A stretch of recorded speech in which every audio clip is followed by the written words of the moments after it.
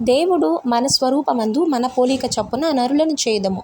వారు సముద్రపు చేపలను, ఆకాశ పక్షులను, పశువులను, సమస్త భూమి మీద ప్రాకు ప్రతి జంతువును ఏలుదురుగాకని పలికెను. ఆదికాండం 1:26. దేవుడు తన స్వరూపమందు నరుని సృజించెను. దేవుని స్వరూపమందు వారిని సృజించెను. స్త్రీనిగాను పురుషునిగాను వారిని సృజించెను. ఆదికాండం 1:27. దేవుడు వారిని ఆశీర్వదించెను. ఎట్లనగా, మీరు ఫలించి అభివృద్ధి పొంది విస్తరించి భూమిని నిండించి దానిని లోబరచుకొనుడి. సముద్రపు చేపలను, ఆకాశ పక్షులను, భూమి మీద ప్రాకు ప్రతి జీవిని ఏలుడని దేవుడు వారితో చెప్పెను. ఆదికాండం 1:28. ఆదికాండం 1:26 నుండి 28 వరకు మనం చదువుకున్నాం.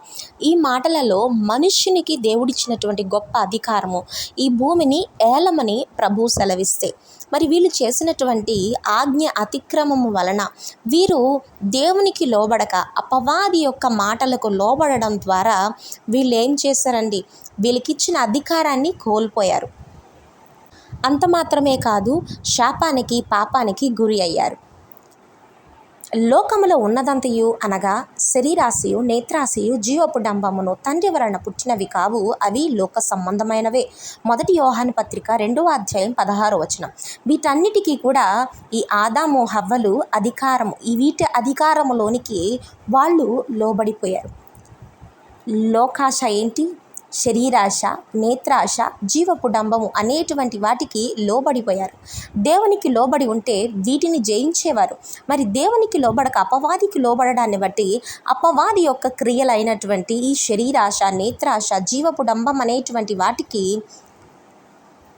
వీరిని ఏలేటువంటి అధికారము ఈ యొక్క ఆశలకు ఇచ్చినట్లుగా అక్కడున్నటువంటి వాక్యాలను మనం చదువుకున్నట్లయితే మనకు అర్థమవుతుంది. మనం లోబడాల్సింది దేవునికే. మరి ఆయన స్వరం వినక, ఆయన చెప్పినటువంటి వాక్య ప్రకారం నడుచుకొనక, మన ఇష్టానుసారముగా అంటే అపవాది యొక్క ప్రేరేపణలకు తగినట్లుగా మనం జీవించినట్లయితే నేత్రాశ, శరీరాశ, జీవపు డంబాలకి మనము కూడా తావిచ్చిన వారిమవుతాం. ఇలా అవకాశం ఇచ్చినందుకు వాళ్ళు దేవుడిచ్చినటువంటి ఆ గొప్ప అవకాశాన్ని అంటే గొప్ప అధికారాన్ని కోల్పోయి బయటికి గెంటబడ్డారు.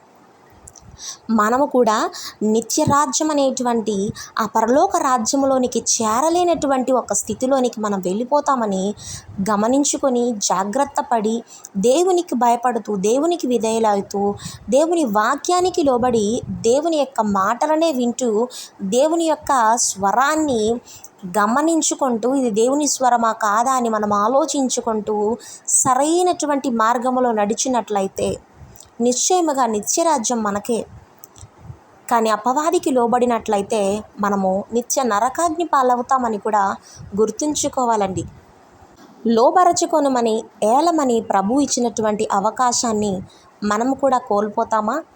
లేదు, దేవుని యొక్క మాటకు లోబడి ప్రతిదీ కూడా జయించినటువంటి, భూమిని జయించినటువంటి దేవుని పిల్లలుగా మనము కూడా జయిస్తామా అనేది ప్రశ్న. జయించే వారికి దేవుడు జీవ కిరీటాన్ని దాచి ఉంచాడు. లోకాన్ని జయించి, ఈ లోక సంబంధమైన క్రియలను జయించి దేవుడు అనుగ్రహించేటువంటి ఆ జీవ కిరీటాన్ని మనము పొందుకుందాం. God bless you.